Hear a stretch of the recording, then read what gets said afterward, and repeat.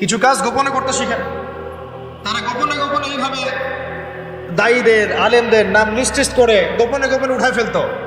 কাউকে গুম করার সময় তারা কি বলতো লাইভে এসে অমুককে আজকে গুম করবো, বলতো কখনো? তাহলে আমরা তো দেখা যায় এমন একটা অবস্থা, কোথাও ওয়াজ করতে গেলে বরকত দান করে জানাইতেই হবে মানুষকে। আমার না জানানোর পর্যন্ত আমার ইবাদত মনে কবুল হচ্ছে না। এই যে একটা সাইকোলজিক্যাল ডিসঅর্ডার, আমি বলি এটা সাইকোলজিক্যাল ডিসঅর্ডার। মানে আমাদেরকে আরো অনেক স্মার্ট হইতে হবে। এত সহজ না রাষ্ট্র পর্যায় পর্যন্ত ইসলামকে নিয়ে যাওয়া। আমাদের ভিতরে ভিতরে কাজ করতে হবে, গোপনে গোপনে কাজ করতে হবে। নবী সাল্লাল্লাহু আলাইহি ওয়াসাল্লাম প্রথম 3 বছর গোপনে দাওয়াত দিয়েছেন। কত বছর? 3 বছর টানা। কিছু কাজ গোপনে করতে হয়, কিছু কাজ গোপনে করতে হয়। তাহাজ্জুদের কিছু দোয়া গোপনে করতে হয়। ওই গোপন দোয়াতে ওমর রাদিয়াল্লাহু আনহুর মতো মানুষ ইসলাম কবুল করে।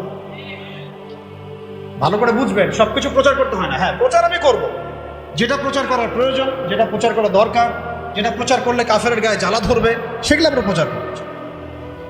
কিন্তু সবকিছু সব জায়গায় প্রচার করতে হয় না, এটা আমাদেরকে বুঝতে হবে।